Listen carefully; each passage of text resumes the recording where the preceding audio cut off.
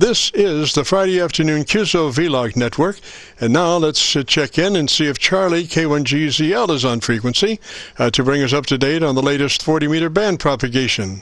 Charlie's QTH is up north in New Hampshire, near the Canadian border. Charlie, you got a copy? Border. Charlie, you got a copy?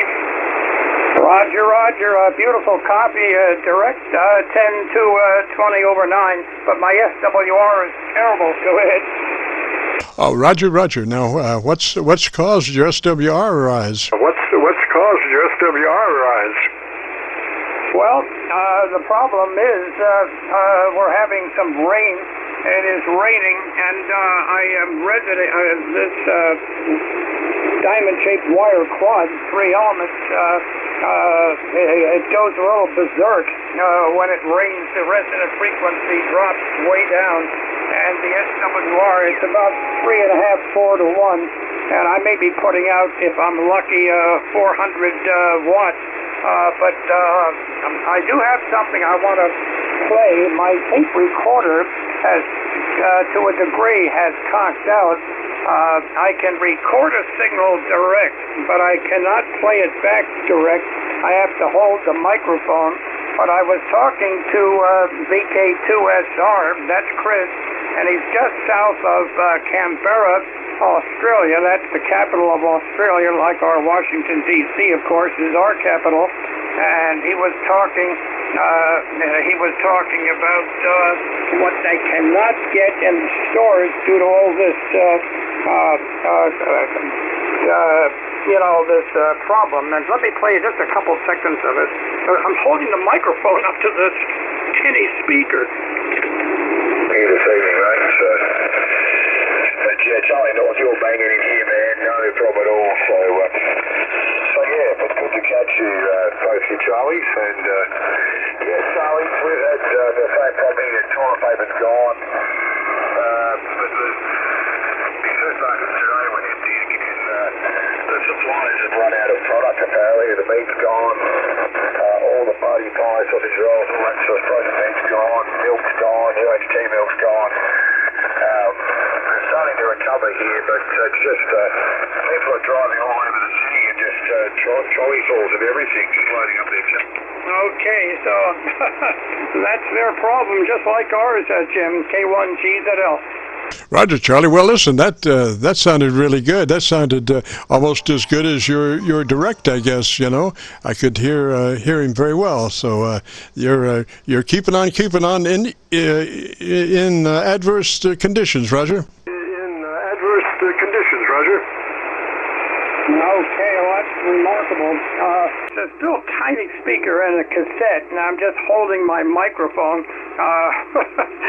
right up to it, Jim. Yeah, this is really warm. It's 49 degrees out. When I looked 25 minutes ago, it was 49 degrees. The normal high on this state is 33, and we still have up to 1.5 feet, 2 feet of snow on the ground in places. Other places it's blown thin, quite thin, and a couple isolated little bare spots under some of the heavier trees where it hasn't been able to collect as much. So there we are. But propagation, though, has been very good down into Australia day after day after day in the morning on the short pass. Go ahead. Oh, Roger. Well, just as Rochester faded out, I had managed to get Milford up, and I'm copying you about 12 over Milford's noise level, so excellent signal. Now, I wanted to ask you about your CQDX situation. Do you think 40 meters is at its best at like 5:30 or 6:30 in the morning? 30 or 6:30 in the morning? Yes. I would say you are correct on that, Jim.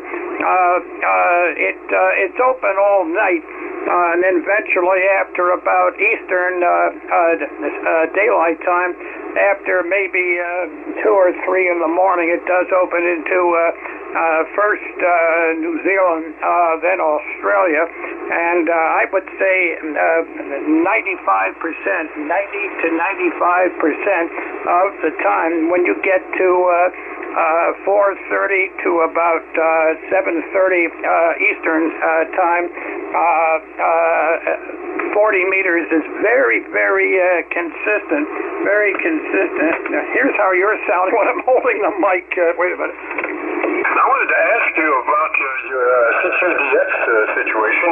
Do you think 40 meters is at its best at like 5:30 or 6:30 in the morning? Okay, Jim, I hope you could hear that. K1GZL, go ahead. Oh, Charlie, just perfect, man. I think I would just do that way. I mean, I think that's actually cleaner than direct. I think you're, going through that microphone. You have your, the processing of the microphone and the characteristics of the microphone equalization blend perfectly for that playback orally, Roger. Roger. Okay, well, I'm using 3.6 wide on the 7300, 3.6 and a low compression level of 3. And to me, that seemed to be the best when I was going electronically both ways. But in other words, the reproduction going through the microphone seems to be working. I was trying to find out, doing it this way, if I had a lot of fan noise from the amplifier, because I was wondering if the noise from the amplifier was coming through on those recordings. So go ahead.